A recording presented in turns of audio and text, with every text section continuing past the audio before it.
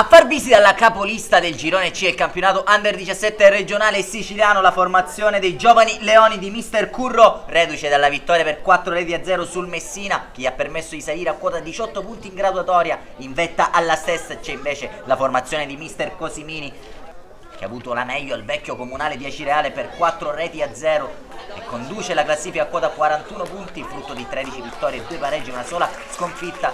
Nella mattinata però di domenica c'è stato il sorpasso del Camaro, che ha vinto sul campo della Meridiana per 1-0 grazie alla rete di Morabito, nell'infinita faida tra le due società peloritane che stanno dominando questo campionato. Dirigeva l'incontro il signor Pierluigi Florena nella sezione di Messina, quando grazie alle immagini che ci pervengono da Francesco Morabito possiamo passare a raccontarvi di questa infinita sfida che si apre subito con un'occasionissima per il Città di Messina, con Amante che non riesce a ribadire in porta, un cross dalla destra al quinto di gioco, azione sviluppata in ampiezza dal 4-3-3 di Mister Cosimini, con Motta che prende il fondo del campo, pallone morbido al centro dell'area di rigore. Puleio però mette alto di testa. I giovani leoni però ci sono e si fanno vedere in avanti al sesto col diagonale di Zuccarello a fil di palo alla sinistra della porta difesa da Bonasera. Al settimo però Arachiri di Puleio che sbaglia il controllo, via il contropiede allora dei giovani leoni con Bonfatto che salta Amante e mette alle spalle di Bonasera. Giovani leoni a sorpresa avanti al settimo grazie alla rete del proprio numero 9 Luca Bonfatto. Città di Messina però non si scompone. Spuria qui appoggia per Motta che arriva puntuale sul fondo del campo, palla percorso, stop e calcia col mancino in bocca però a Nicolosi. Dall'altro lato però ancora giovani leoni pericolosi in avanti, pericolosissimi con questo mancino del proprio numero 4. Qui però c'è ancora una disattenzione difensiva, infatti riesce a passare alle spalle di Puleio ancora una volta Bucolo, pallone per Bonfatto che entra in area, apre il piattone e raddoppia per i giovani leoni ancora Luca Bonfatto con una pregevole rete, destro a giro sul palo lontano, non poteva far nulla Bonasera e ora 0-2 al Despar Stadium clamoroso. Corre subito ai ripari Mister Cosimini che sostituisce un Puleio sicuramente non perfetto in questi 13 minuti al suo posto Junior. Alla fine c'è sempre da conquistare una vetta nella classifica. Città di Messina prova a farlo subito con Maggio, solito gioco di gambe, destro però strozzato al quarto d'ora. Un minuto più tardi avrebbe l'occasione di involarsi verso la porta avversaria Corso, sfruttando la sponda di Spuria.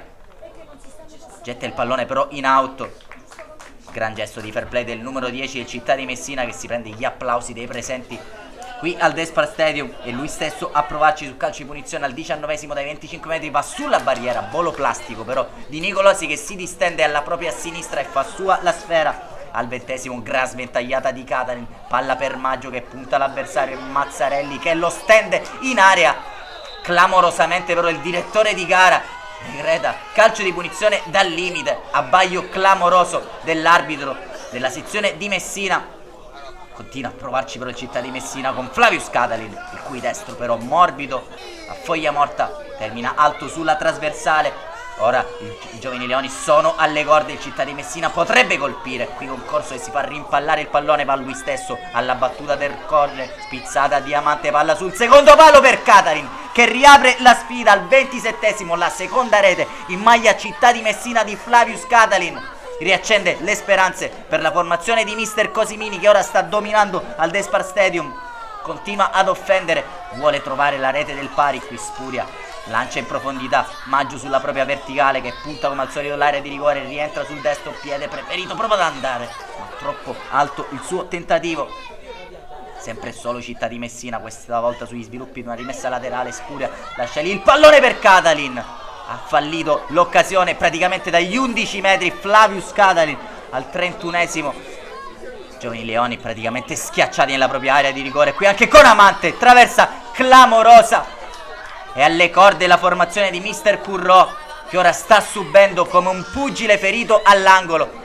Arriverà di lì a poco il gancio giusto, cross dalla destra, infatti Simone Spuria ci pensa lui a regalare il pareggio al Città di Messina, torsione perfetta di testa, impassibile Nicolosi e 2-2. Simone Spuria ci ha pensato lui, tutto sistemato per Mister Cosimini, si riparte da zero alla doppietta di Bonfatto, ha risposto il Città di Messina con le reti di Catalin e Spuria, termina così una prima frazione di gioco infinita, piena di occasioni. Si riapre la seconda con un cambio per il Città di Messina che manda in campo Roberto Majorana dopo appena un giro di orologio. Però Simone Spuria, ancora lui, il principe è tornato, ci ha preso gusto, doppietta, piega le mani di Nicolosi, ribalta la pratica il Città di Messina ed esulta polemicamente contro gli acerrimi rivali del Camaro presenti in tribuna. Partita incredibile, di un campionato ancora più incredibile.